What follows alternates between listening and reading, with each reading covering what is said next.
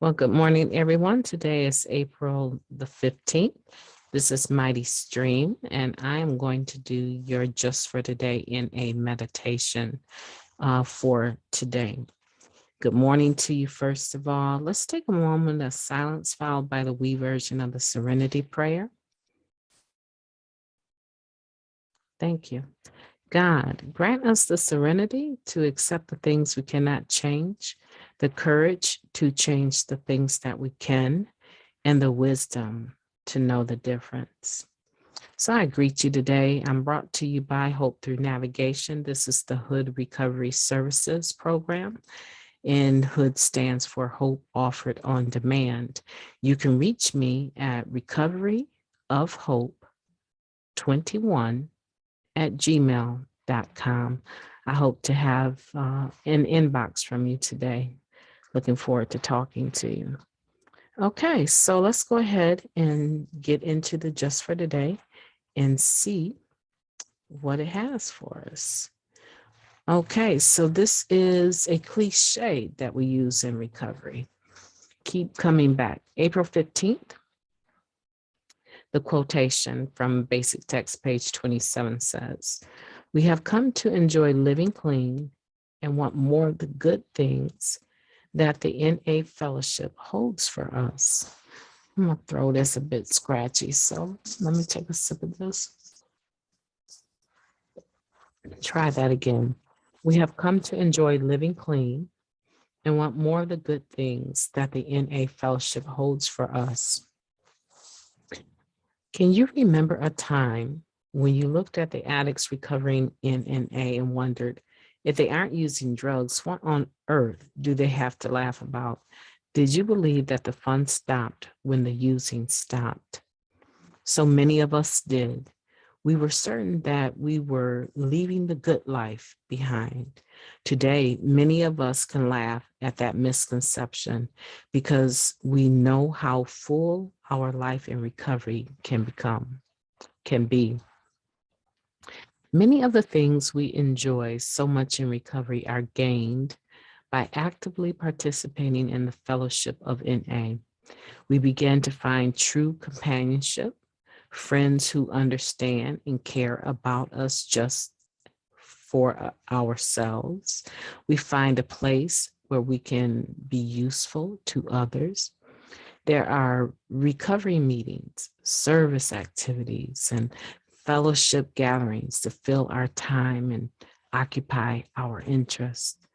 The fellowship can be a mirror to reflect back to us a more accurate image of who we are.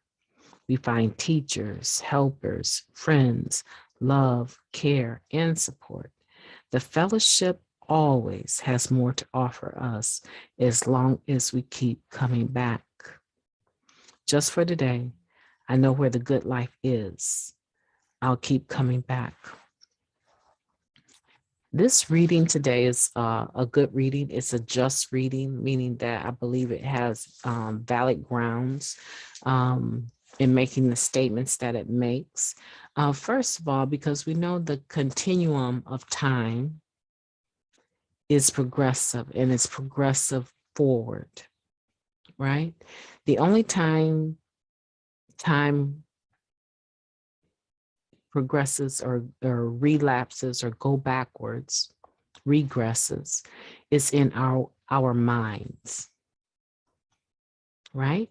So if I am thinking about the past in that present moment that I'm in, and I'm thinking about the past, I am no longer present. Is it in reality? No, because everyone that's viewing me, watching me, seeing me, they believe I'm in the here and now with them, but my mind has regressed into the past. Time is always moving forward, and we can waste a lot of time by staying in the past mentally. This reading is just because it says Narcotics Anonymous always has more to offer us if we keep coming back. The fellowship right here, right, always has more to offer us as long as we keep coming back. So that's kind of like, thank you, Captain Obvious, right? Definitely. The fellowship will have more to give to us if we stay in forward movement with it. The only way that I can keep coming back is to get to the next opportunity of coming, right? So tomorrow or later on in the week, in the month, if I am planning on recovery, I am planning, right? Just for the day, I am planning to succeed in recovery. I'm planning to move forward in recovery. So this one is a very simple reading, but it is a very real statement. What I want to say here, I want to make sure I hit this, because if I'm in the past, if I'm regressive mentally and I'm thinking that all of the fun days that I ever lived were in the days that I used, and I'm missing those days, then I haven't committed myself fully to the process of keep coming back, the process of recovery, right? Because recovery not only covers back over or brings back what was lost, but it also promises a future, right? It promises restoration in the here and now. So there's some things that I probably don't need to gain back, but that sense of self, that sense of being before the actively using that was lost, I have an opportunity to be restored to sanity. And that is a process of recovery. You know, when you have a surgery, I just had one Monday, they put you in recovery afterwards.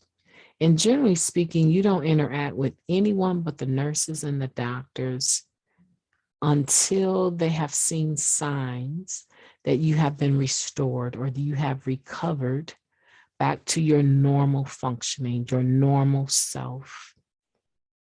And I will say to you today that I want you to think about that. I want you to think about all that you passed through, all of that pain, all of that hurt that you inflicted on yourself, as well as probably you were victimized to some extent, and you probably victimized other people by your actively using the harm that you caused. I want you to think about that. And I want you to think about today, having admitted that you have a problem with the disease of addiction, right? That your life had become unmanageable.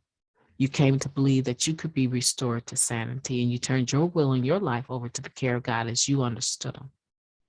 You took a fearless and moral inventory, a search of yourself, right? And you shared the exact nature of this with one other person and with God, right? You became entirely ready to have these defects of characters that were removed from you. And then you humbly asked God to remove them. Then you made a list now with yourself at the top and other people that you owe a direct amends to. And then you went on to talk about that with someone else, your sponsor, and decided how to go about making these amends, whether it be direct or indirect, right? And you did that wherever possible, except for when to do so would cause some harm to yourself or others, right?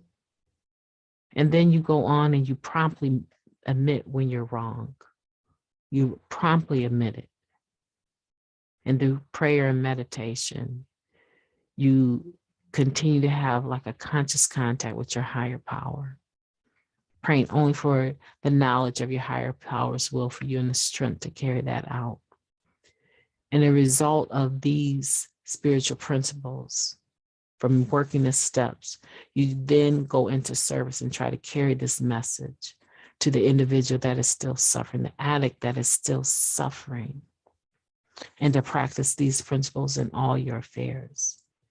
So there's nothing about the step work and the principles therein that is regressive only to look at your patterns in step 4, right? To look at how you conducted yourself so that you can be more aware of them as you move forward. This program has nothing to offer to you other than hope for a positive, bright future. You have to commit to keep coming back. So if the person listening is an individual that has relapsed repetitively, and maybe you're beating yourself up over the past serves one purpose: to give you better direction for the future. And you shouldn't be in the vicinity of anyone that wants to continually remind you of your past and how much harm you caused. You need the fellowship. You need a sponsor. You need people in your life that believe in you. And this stage of recovery that you're in, as you keep coming back, you become more fit spiritually, mentally, right? You become more fit physically. You become more fit with time. And as time passes and you become more grounded in these spiritual principles, now you're ready to do all of the other stuff. Now, no, we don't come into the program and stop living. I'm not going to interact with people until I get through my stuff. No. I'm not saying that, but I am saying that you want a sense of wellness before you make any major decisions in your life, so you don't have to regret them and end up putting them on your list, right? This is a beautiful program. I'm excited to be with you today. I believe that this is applicable to anyone. Because a lot of us have things in our past that we regret, but they should serve only one purpose, and that is to learn from them and to move forward. We can use them so that we don't continue to make the same mistakes over and over. You know, I'm excited to be with you. We have reached the end of the week. It is April 15th, and today's Just for Today was on Keep Coming Back and the beauty in moving forward into positivity, right? So I thank you very much, and I look forward to talking to you tomorrow. Take care.